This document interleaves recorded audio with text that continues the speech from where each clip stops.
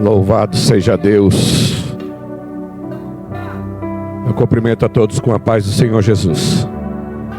É por isso que eu gosto do culto de quinta-feira. Deus, Ele tem as suas formas e maneiras de trabalhar. Aleluias. Hoje ela perguntou para mim, quem prega? Me dá só um pouquinho de retorno, Bruno, senão eu vou ficar gritando. Quem prega? Eu falei, eu fui convidado às 18h20. O pregador não vai poder vir. Ela falou, qual é o texto? Geralmente eu sempre tenho um texto, geralmente eu sempre tenho algo preparado. Eu falei para ela, não sei, mas o Espírito Santo vai tocar no meu coração até eu chegar na igreja. E alguns pensamentos ele foi se criando. Lucas capítulo 16, versículo 8, somente um versículo. E até mesmo quando eu preparo, eu não gosto de dar certeza no texto que eu vou pregar, porque às vezes eu faço um baita de um esboço e eu chego aqui e fica só para o próximo culto, porque muda tudo. Eu sinto o ambiente, eu acabo mudando muita mensagem. Inclusive na última ela pediu o texto, eu dei o texto, dei tudo. Quando eu cheguei aqui eu preguei em outro versículo, ela falou, trocou a mensagem? Eu falei, não, a mensagem é a mesma. Até o versículo é o mesmo, eu só mudei o capítulo que tinha o mesmo versículo. Dessa vez eu não mudei. Todos encontraram? Diz assim, e louvou aquele senhor, o injusto mordomo, por haver procedido prudentemente, porque os filhos deste mundo são mais prudentes na sua geração do que os filhos da luz. Mais uma vez, e louvou aquele senhor, o injusto mordomo, por haver procedido prudentemente, porque os filhos deste mundo são mais prudentes na sua geração do que os filhos da luz. Podem se assentar. O texto ele trata de uma parábola que vai falar de um senhor, um homem rico, que ele tinha um mordomo, e esse mordomo ele era um administrador das suas fazendas, das suas riquezas. Esse mordomo ele vivia cuidando das coisas do seu senhor de uma forma imprudente. Ele não tinha muito carinho ou cuidado de cuidar, de administrar, de ser fiel. Então o próprio Jesus ele ilustra esse texto como uma forma de administração, seja financeira ou familiar ou social. Nós podemos aplicá-la de algumas formas, esse texto em nossa vida. Mas o que se trata é que tinha um administrador, que tinha um senhor que era muito rico. Porém, ele era injusto. Jesus, ele monta essa história e esse senhor rico, ele vai até o seu administrador e pergunta para ele como que ele estava administrando, como que ele estava fazendo com as suas coisas, da forma que ele estava lidando.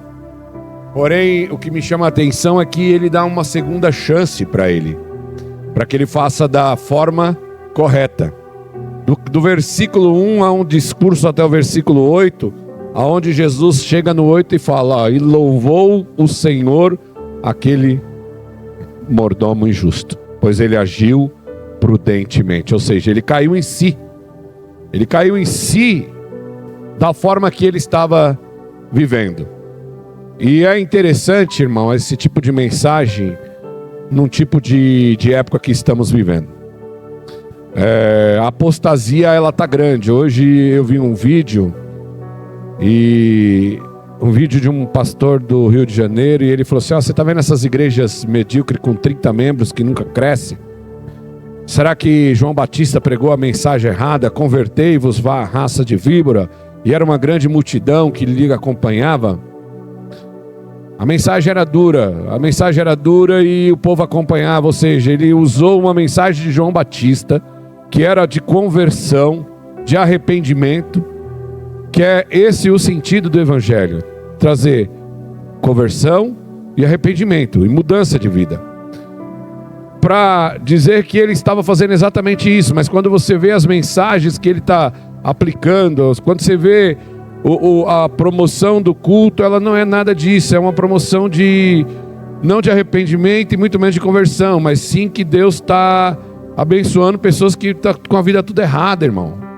E isso aí dá acúmulo de pessoas e as pessoas vão se enganando, vão se iludindo, e as igrejas vão crescendo, e essas pessoas vão ficando ricas e mais ricas e pessoas frustradas. Esse texto aqui, o senhor rico, ele nota que o administrador está sendo infiel, ele fala: vou te dar uma chance, meu. Administra as coisas certas, faça as coisas certas. E tem uma coisa, irmão, que nós temos que aprender, entendeu? É que com os erros, está chegando o final do ano, é onde nós analisamos como que foi o ano de 2023, como que foi a nossa produção na igreja, como que foi a nossa produção no lar, como que foi a nossa produção na nossa saúde. Sempre quando vai chegando nesses momentos, é a hora que a gente para e a gente fala: vou fazer um check-up para ver como está a minha saúde, eu vou pagar as contas já, pensando já no começo do ano, porque eu recebo o 13º. É o mês que todo mundo faz o balanço da vida. E o interessante é que ele fala que os filhos do mundo são mais hábeis do que os filhos da luz. Ou seja, os filhos das trevas são mais prudentes do que os filhos da luz. Então nós devemos extrair algumas coisas com os filhos das trevas, que é representado pelo inimigo. Tem duas coisas em comum entre eu e o filho da treva, irmão, o próprio diabo. Eu e ele, nós temos duas coisas em comum. Ele não gosta de mim, eu não gosto dele. Então dá certinho nós dois.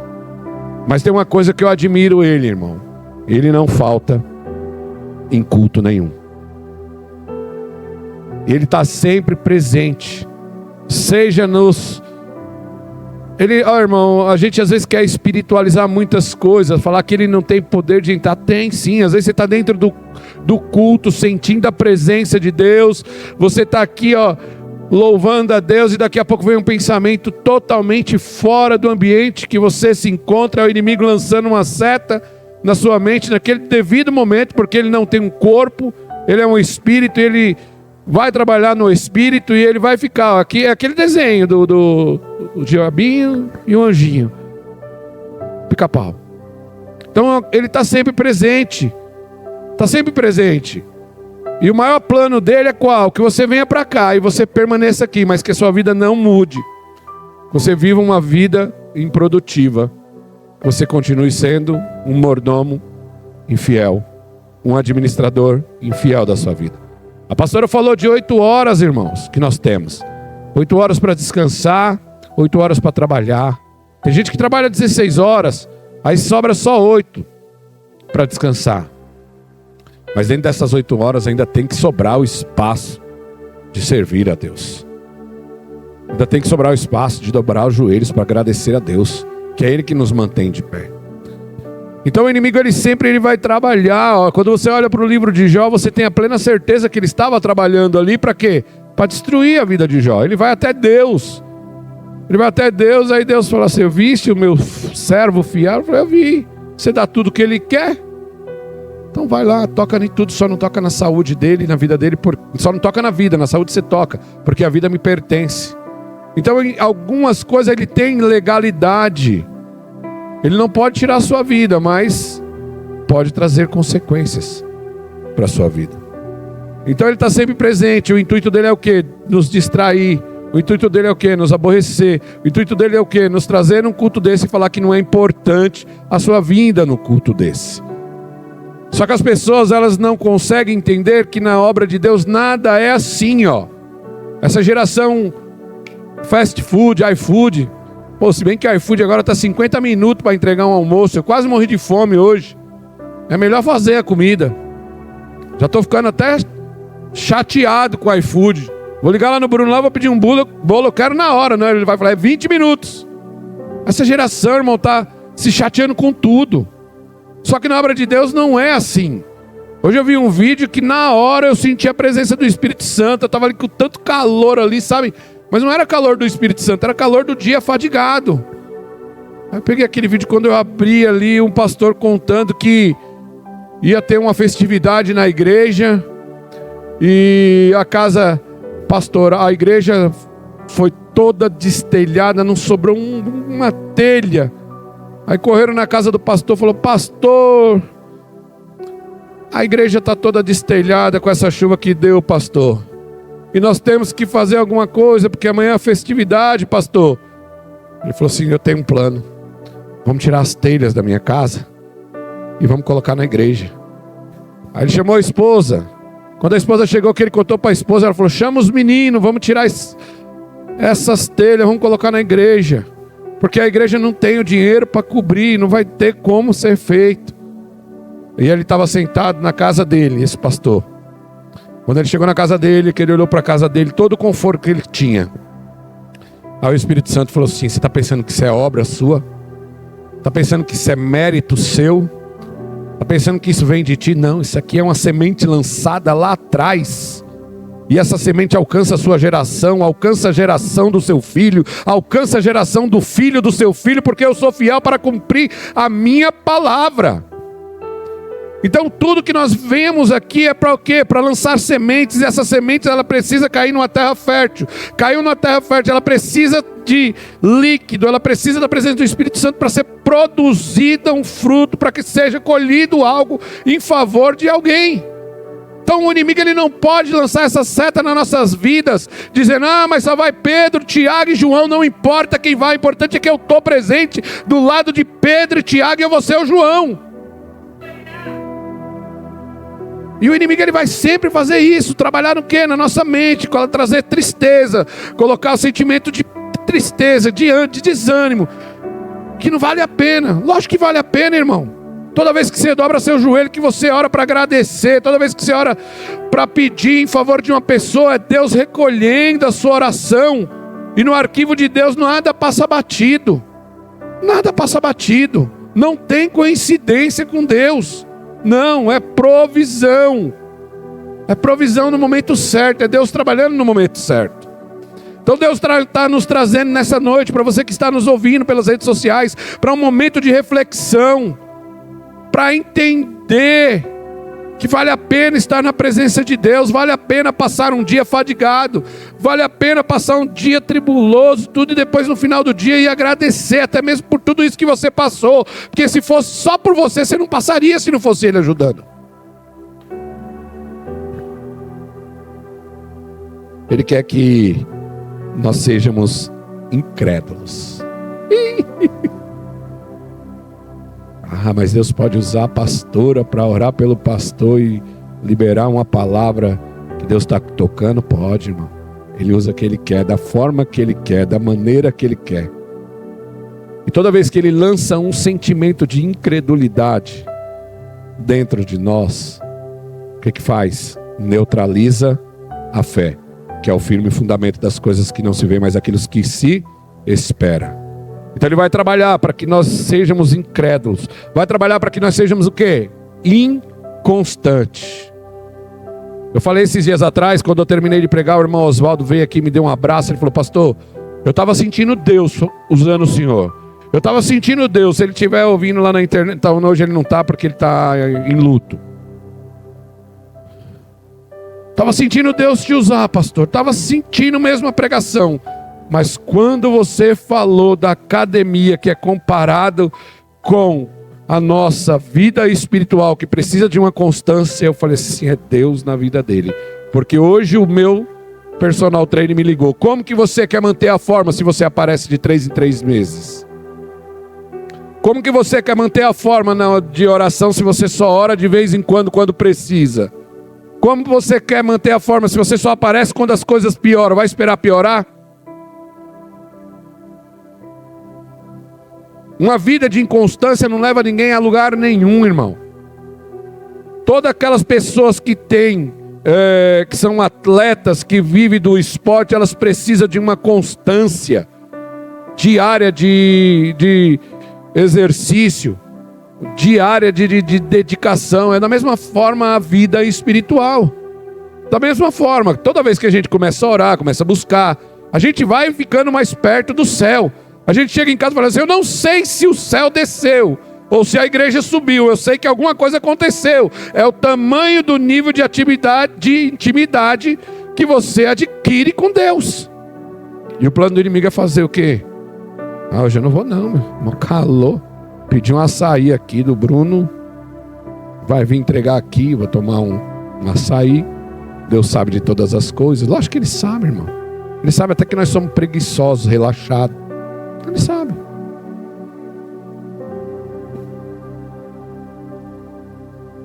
E Ele sabe que quando nós nos reunimos, nós fazemos da forma correta.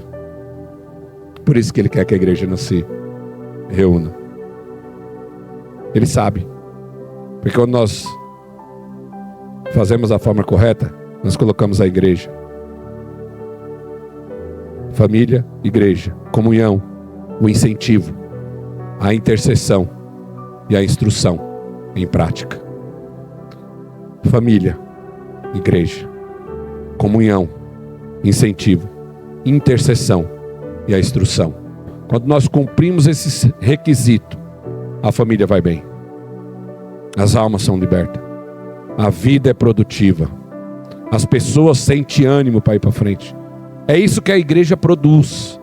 A pessoa vem lá de fora derrotada, destruída, sem força para nada, não quer dar mais nenhum passo. Aí Deus pega uma pessoa que não tem a terceira série, chega aqui, canta um hino desafinado, que não tem nada. Aí no final olha para a pessoa e fala assim: Deus está te dando força para você continuar. É o Espírito Santo usando as suas ferramentas. E o inimigo sabe que quando nós fazemos isso da forma correta, ele quer destruir para que não aconteça essa transformação nas vidas. O diabo, ele nunca vai desistir. 1 Pedro capítulo 5, versículo 8. Ele nunca está cansado. A Bíblia diz que ele está ao nosso derredor, sempre olha lá, sede sóbrios, vigiai, porque o diabo, vosso adversário, anda em derredor como um leão, bramando, buscando a quem possa tragar. O crente cansa, o inimigo não cansa.